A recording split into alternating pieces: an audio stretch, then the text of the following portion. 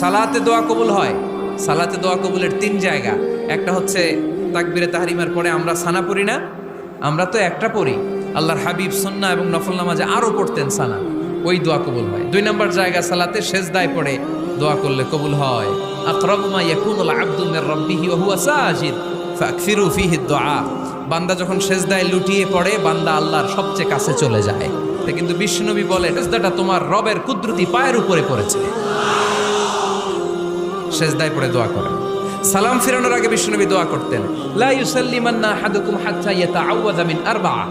আল্লাহর হাবিব বললেন, 4 জিনিস থেকে পানাহ না আছে আমার কোন উম্মত যেন সালাম না ফিরায়। তারা যেন পড়ে, আল্লাহুম্মা ইন্নী আউযু বিকা মিন আযাবিল কবর, আউযু বিকা মিন আযাবি জাহান্নাম, আউযু বিকা মিন ফিতনাতিল মাহইয়া ওয়াল মামাত, আউযু বিকা মিন ফিতনাতিল মাসিহিদ দাজ্জাল।